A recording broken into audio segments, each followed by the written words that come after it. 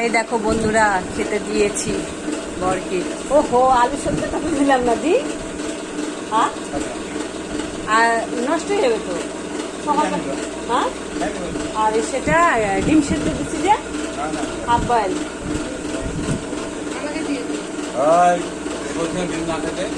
ওকে ডিমটা না খেতে মানে খেতে না করলেও তাও বলছে খাবে। আমি অবশ্য ওর জন্য দিয়েছিলাম। আর ডিম আছে আজকে 2 সপ্তাহ, মানে 1 সপ্তাহ পার হয়ে গেছে, 10 দিন 12 দিন হয়ে গেছে। তো ভাবলাম কি ডিমটা নষ্ট হয়ে যাবে, তো সেদ্ধ বসিয়েছিলাম। আর বলছে যে ছোট মেয়েটি খেতে না মানে না করলো ওর বাবা। তো এখন কি আর করবো বলো, কিছু করার নেই, কারণ ওর এখনও ভালো করে শুকায়নি।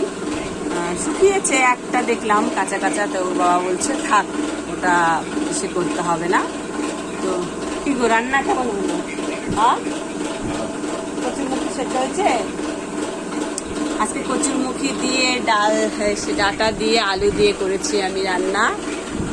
সে কি রূপচাঁদা মাছ এনেছিল, তো ডাটাটা আছে, ডাটাটা শুকিয়ে যাবে, জানি না খাওয়া যায় কি না, তাও আমি দিয়ে দিয়েছি। বলছিল যে দিও না, বলছে কালকে হলে, মানে পরশুদিন, কালকে নিয়ে আসছে গতকাল, তাহলে 3 দিন তো ডাটা রাখা যাবে না, যা গরম পড়ছে আর যা রোদ পড়ছে, সেখানে মানে কিছু রাখার মতন সবজি এখন। আর আমাদের ফ্রিজও নাই যে ফ্রিজে ঢুকিয়ে রাখবো, সেটাও নাই। কি চান করবি না? দেখো সবাই ভিডিও করার জন্য পাগল, তাহলে মোবাইলটা নিয়ে আমি কি ভিডিও করব, তোমাদেরকে কি দিব বলো? হ্যাঁ, ব্লগ না করলেও হয় না। এদিকে সবাই বলছে ব্লগ করতে হবে, মানে কত ঘন্টা লাগে, কত 4000 ঘন্টা লাগে নাকি। আর আমার তো 4000 কেন, আমার 15 ঘন্টাও মনে হয়েছে কি না হয়েছে, 10 ঘন্টা হয়েছে কি না হয়েছে জানি না।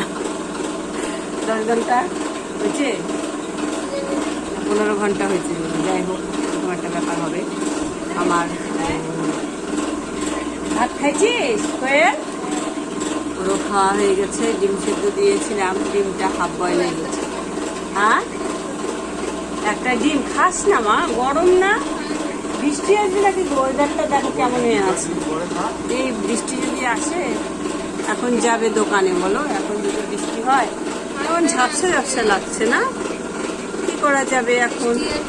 আমরা এরকম বাড়ির মধ্যেই থাকি, ওর জন্য অন্ধকার লাগে, কিছু করার নেই, আলো তো নেই। আর যে বোর্ডে আমাদের ফ্যানটা লাগিয়েছে, ওটা মানে সেটা কটটা খুলে তারপরে আমরা লাইটের বোর্ডটা দিই, লাইটের তারটা দিই, তাছাড়া হয় না আমাদের। আর এখানে আর কোনো ব্যবস্থা নেই যে তোমাদেরকে সেইভাবে আমি দেখাবো।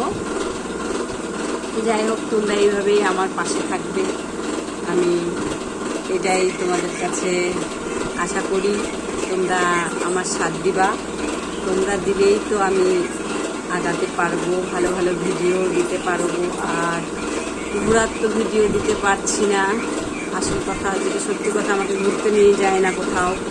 আর মেয়েরা বলে যে মা চলো ঘুরতে গেলেও তো এটার দরকার কি না বলো, এখন ওইটা আমার কাছে নেই। কম করে ওই যে মেলায় যাওয়ার জন্য বলছে, মা চলো মেলায় গেলে একটা ব্লগ হয়ে যাবে ছোটো। তো মেলায় গেলেও তো আমার 200-300 টাকা অন্তত খরচ হয়ে যায়, তো ওটাও আমার কাছে মানে বিশাল কিছু। এখন মনে হয় 200-250 টাকা থাকলে আমার অনেক।